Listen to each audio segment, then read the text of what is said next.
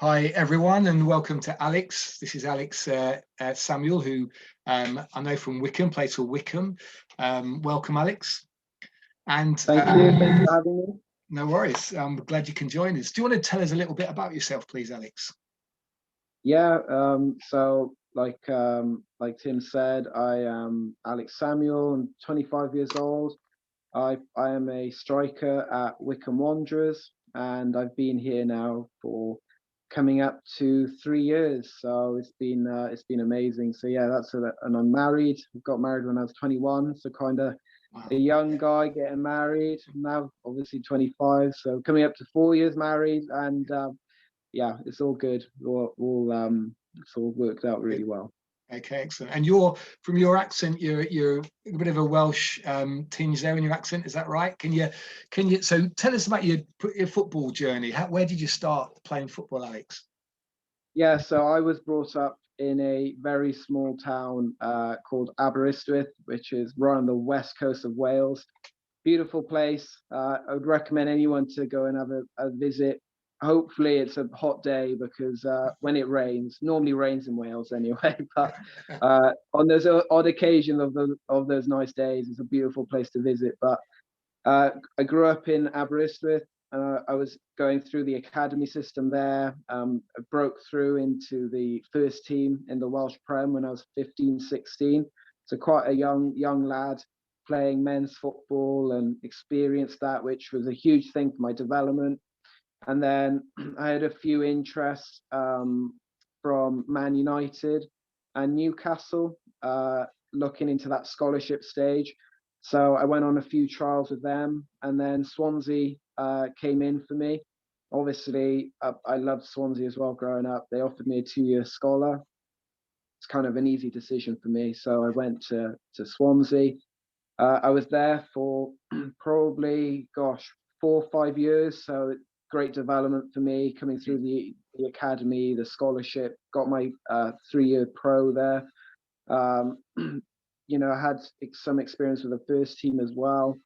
Had a good few loan moves. I lived up in Scotland to a team called Greenock Mawson, for a year. So that was an experience. Put a few hairs on my chest up there. It's absolutely Baltic. And then had a loan move then to Newport County. We did the Grey Escape to stay in the Football League, which was a very interesting season. Yeah. And then I moved to Stevenage then. That was the year as well. We got married as well, so 21. Just to play more regular first team football. That didn't really happen there. I had a lot of injuries, and it was a tough season for me. Ended up being released, and it was tough. And then we came on trial then at Wycombe Wanderers, and came here on trial and impressed. And before you know it, I was League One player and now a Championship player. Yeah, so amazing. That's kind of like my football journey. Been around a little bit. Yeah, it's great. But it's been an adventure, and I'm only 25, so I've got a good few more years. Let's hope. Yeah. Do you have a best moment? I mean, we were talking earlier. I know you scored against Preston this year, my team, but hopefully that's not your best moment. But do you have a best moment in football? Would you say? It's got to be the Wembley win and the whole playoff scenario last year. To be in the playoffs, League One playoffs, and we played Fleetwood in the first leg, and we were playing away, and they're a good team. Joey Barton at the time was manager, and they're a very good footballing team. So we were kind of like, we haven't played in months because of lockdown. Like, what are we going to be like? And then we played, and we battered them 4-1. I had man of the match and scored. And that for me personally was probably the biggest achievement in my football career so far. And then obviously went on to Wembley and won against Oxford, and just to play in Wembley and to win it, and to obviously get promoted was probably my absolute highlight. It was incredible. Amazing. And what a great thing to play at Wembley. I'm sure a dream of many people. I've heard that at Wycombe, there's a bit of a huddle before the game, and I think you might have been one of the instigators of that. Can you tell us what you're doing when you're getting together before the game for this huddle? Yeah, obviously, I'm a born again Christian, and we felt, so myself and a few other teammates, with the chaplain as well, we just felt there is power in prayer. I've seen it personally in my life that prayer changes things, and when you gather together, God's there. So we just felt an urgency just to pray, for God to have His way in these games, and for His presence to be there. And we started praying. It was amazing. We only started only a couple of lads, and before you know it, it just grew. We had at one time 11 players from the whole team come out and we pray. And it's amazing because we had some amazing stories where we had teammates who weren't Christians, who didn't believe, come out, and they'd see us starting to gather, and you could be like, and I was like, "Go on, mate, just come and join in." And he was like, "Do I have to say anything? I was like, "No, just chill. It's all right. Just soak it in. It's fine."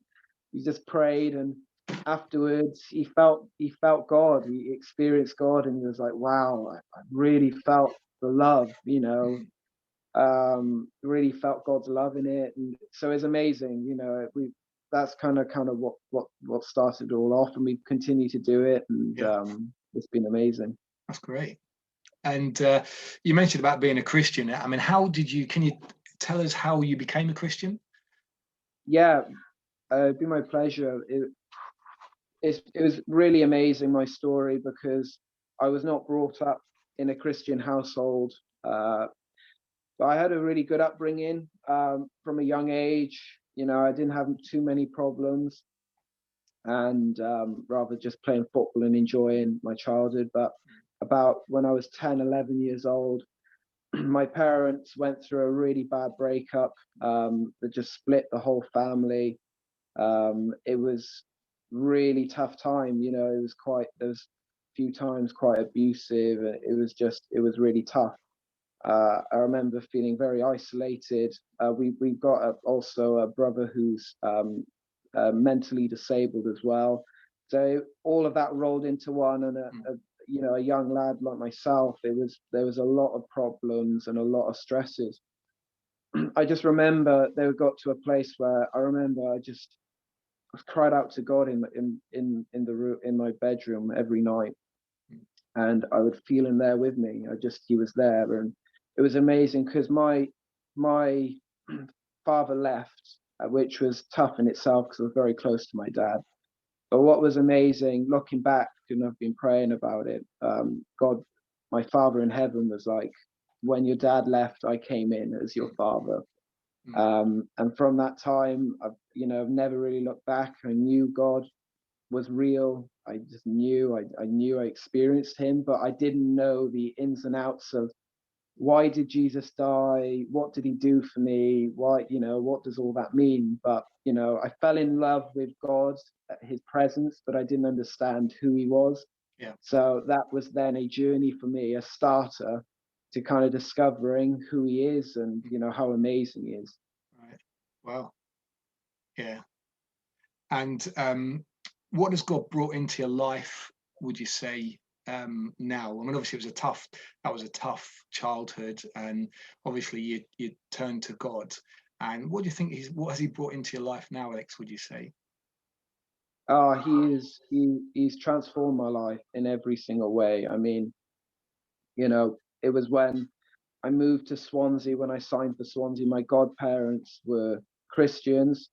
And obviously I had this kind of fundamental, like this foundation of my relationship with God. But obviously, like I said, I didn't really know the ins and outs of it. So I thought, yeah, that'll be great. I remember going there, and then I started understanding and being transformed, and I started to think differently, and I started to like be more positive, to like for fear to go, anxiety to go, even in my playing, in my football. It's amazing because God says he's got good plans for us, plans to prosper and a good future. And it kind of, for me, even in those early stages, especially with football, with how temperamental it is, and life's temperamental, everything is so uncertain, nothing is stable. But God promises us, when we give our lives to him and we submit to him, he's got it all under control, and we don't have to worry about our future. Even when bad stuff happens, God will always turn it for our good. So for me, that through all life, not just my football, but my marriage, my everything in my life, God promises us amazing things, and that's who he is. He's an amazing father. So it completely transformed my life. Do you find your fellow professionals, do you find they obviously know you're a Christian, do you find that they talk to you about God or ask you questions about God sometimes? Yeah, a lot of times. I think it's amazing, because a lot of teammates are obviously interested, and they, to be fair, I've been in good changing rooms where they respect that as well. Right. Yeah, okay. And I've had, when I came to Wycombe, I've had teammates give their lives to Jesus, and their lives completely transformed. And honestly, even their families have been saved and experienced God and encountered Jesus. Jesus is so alive, and I think that's the thing. It says when we accept God and we have the Holy Spirit, we accept Jesus, he lives in us, and people see that as well, and it changes everything around us as well. So even my mum, who obviously, we both all went through that hard time. She obviously was not a Christian before. Right, and there was one time I was like, God, how do I show? And God was just love her, pray for her. So started doing that, and before you know it, a few months and a year later, she started asking questions about God. Okay. And I was like, what's going on here? She was, because when I really committed to God, she thought I joined a cult. She thought I went flipping crazy, and I was like, no, trust me, this is amazing. This is everything. So then she started asking me questions about God, and I was like, wow, this is amazing. And before you know it, she had a really bad day one day, and she rang, and we prayed. We started praying together. And before you know it, she gave her life to Jesus over the phone with me. And so it's amazing how God, that's why even just not even teammates, but even family, like, it's changed everything. I've seen God so dramatically in every way. So it sounds an exciting life that you live, even within the sport, but it's exciting. Every day must be exciting. It is. And even that's the thing. So even my Stevenage time, where it was a really tough time, God doesn't promise us that, when you become a Christian, everything in life is going to be, great and easy. God doesn't promise that. But he says that he will be there through the hard times and direct you and help you and get you to a better place than you were before. And that Stevenage season for me was, I think God really showed me how, number one, how good he is and how faithful. So obviously we moved to Stevenage. And I thought, here we go, first real, first team, playing for a team that's in the league and experiencing all of that. So obviously I went there expecting everything's going to be great. I'm going to score all the goals, and it completely went the opposite way. I was injured all the time, and at the start of the season, I didn't have many games, and it was tough and couldn't find my form. And then halfway through the season, we hit January, and I remember kicking the ball, and my ankle locked up, like really locked up. It was really painful. When you like kind of mishit the ball, and ankle sore for a few seconds, but it didn't go away, and I was like, it doesn't feel right. And then weeks later went on, and it was still, there was a pain there. And I was like, okay, God, this, any athlete, anyone knows that when something isn't right with their body. But I went for scans, I went for doctors, and they couldn't find what was wrong. And obviously, in the meantime, you got to understand, being a footballer, this is your livelihood. We've moved over here. This is your livelihood. And Stevenage had a decision to make at the end of the year, whether to keep me or not. It was in their option. So obviously, and then I got fit again, the bruising went away. That's what they said it was, bone bruising. But the bone bruising went, and then I was great. And then I kicked the ball again a few months later, and the pain was still there. So I was like, oh, what's going on? You know.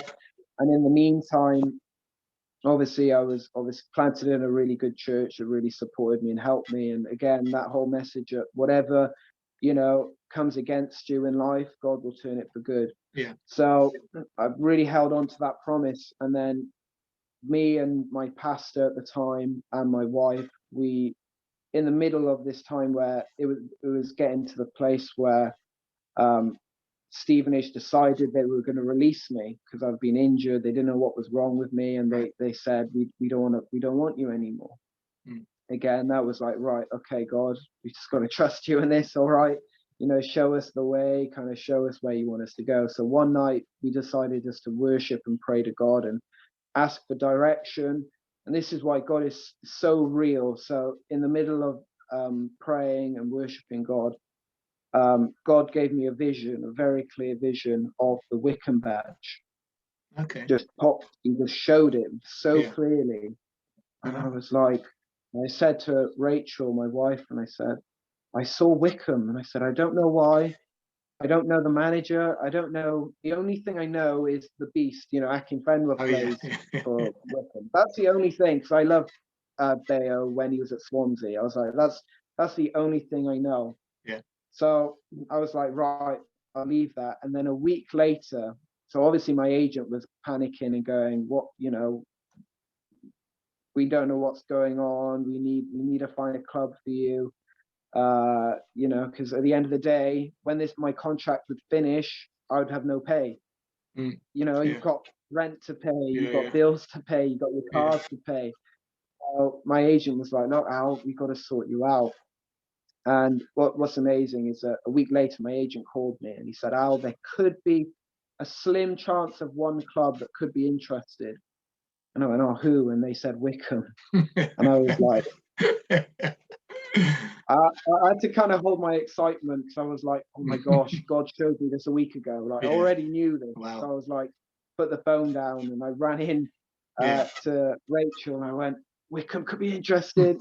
But honestly, let me tell you, that was the last thing I heard about Wycombe for months. Like, I didn't hear anything about that. So obviously I needed to sort my ankle out, and it's amazing. God gave me, you know, God speaks to us in so many ways. He speaks to us in dreams, in visions, and he spoke to me in a dream one night that was so clear, and I wrote it down. I've got it in my notepad somewhere in here.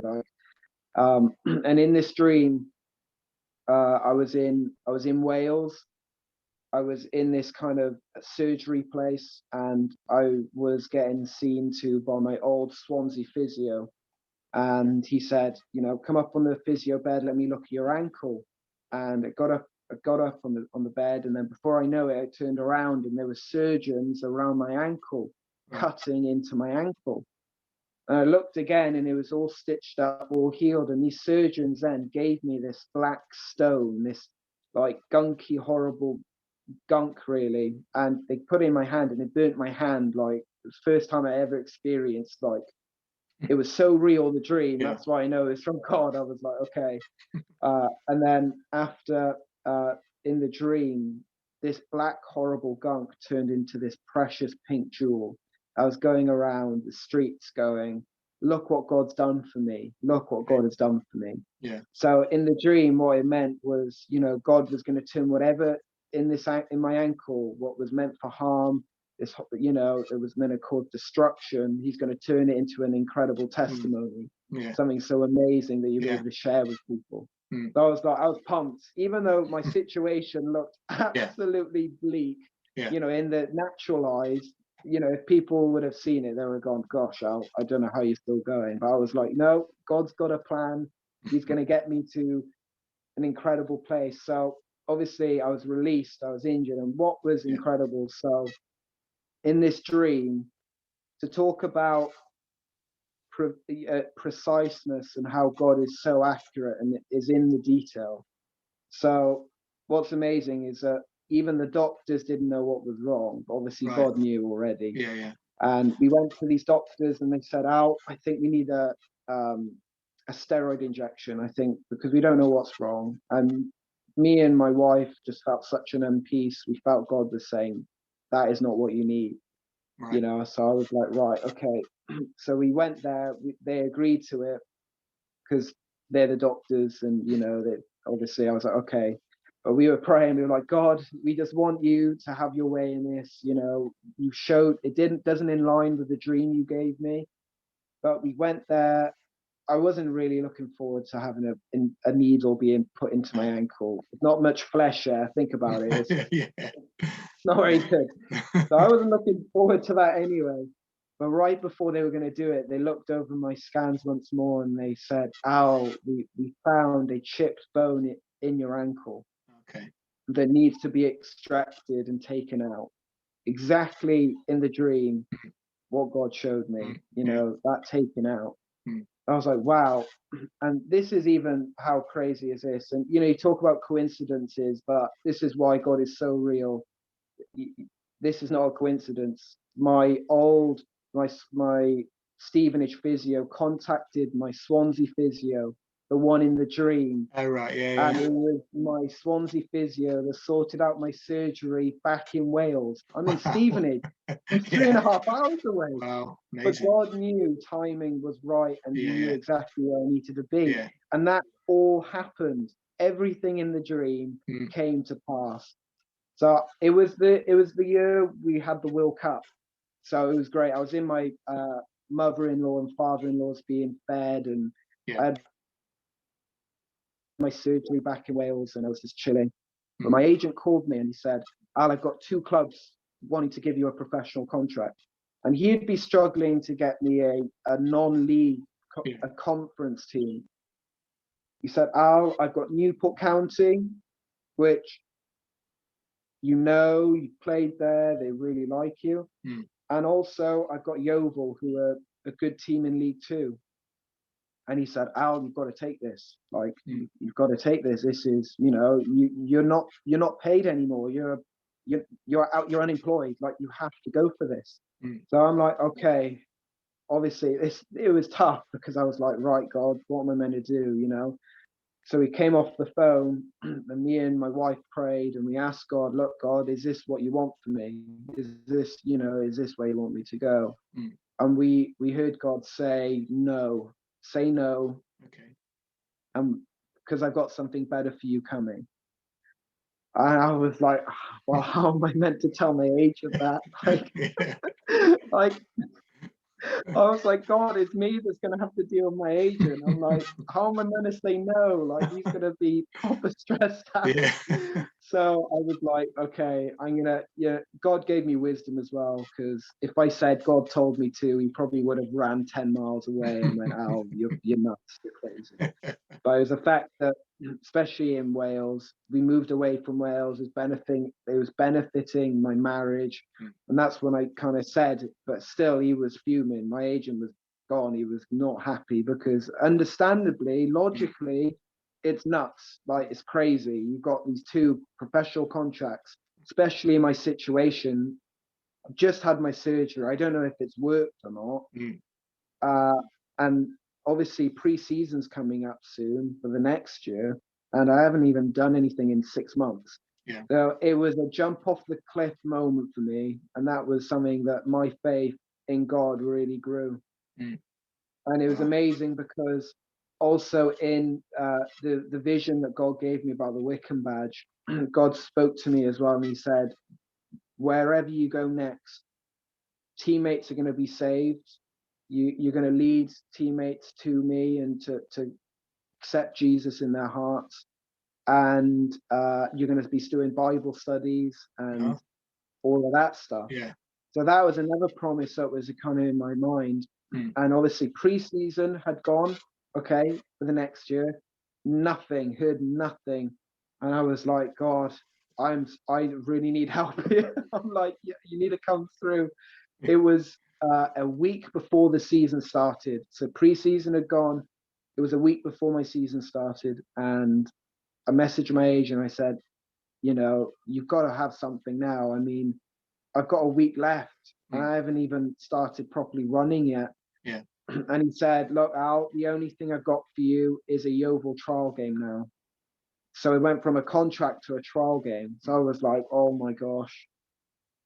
I said, well, I've just got to go for it. I've just got to, even if it's for fitness, I'm going to have to go for it. So that night, my agent messaged me the address to go to Yeovil, but he messaged me the Wycombe address. And I went, this is Wycombe.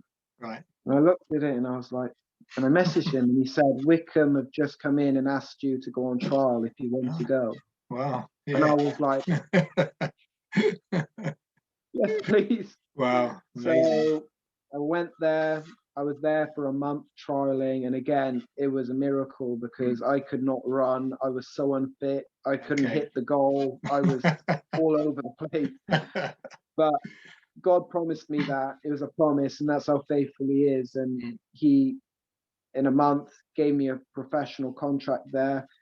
And within 2 months, I was in the starting team in League One. Yeah. So I was released by a League Two club. Yeah. And I've come to Wycombe, and then obviously it just goes on and on. Then everything that happened, we had Jason McCarthy, another teammate, came to me. He wasn't a Christian, and he just saw God on me, and he went, I think I want to learn about God. And in a couple of weeks, he gave his life to Jesus. And then his amazing story, his partner at the time, fiance, now his wife, was an atheist as well.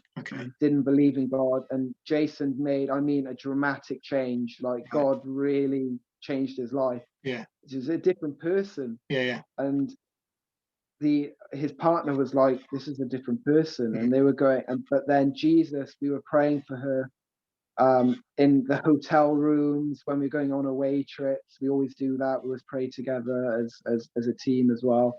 And Jesus, she encountered Jesus in her sleep. She never dreams, and she encountered him. And she woke up one morning and said to Jason, I believe now, like I'm giving my life. Wow. So it's just the fruit of all of that. And that's why, I mean, even in the tough times of my life, God has been there every step. Not to say it was a tough time. Like I went through so many ups and downs in that time. And but my days, you know, that truth of no matter what you go through in life, God can turn it for your good because He is such a good Father. And that's why anyone listening to this, to encourage them, because we've all been, this whole lockdown period has been a tough time for everyone. But I'm telling you, and I've lived it, that God can turn that anything that was meant for harm, that was meant for destruction, He can turn it all for your good in everything, in your marriage. And the same, he resurrected my marriage even in that time. He's done everything. So that's kind of, it's an interesting life when you live it with God. Trust me, it's not boring. It's certainly not boring. That's a fascinating story. Really, really interesting, Alex. I mean, how you see God move in your life. What a story to tell. That's amazing. Thank you so much for sharing with us. I mean, that's been inspirational. I really, thank you for your time. I know you've got a busy schedule and you've got a match tomorrow night as well. So, thank you so much for spending time with us. And I wish you well in the future. And thank you for joining us. God bless you. Pleasure. Yeah. Goodbye.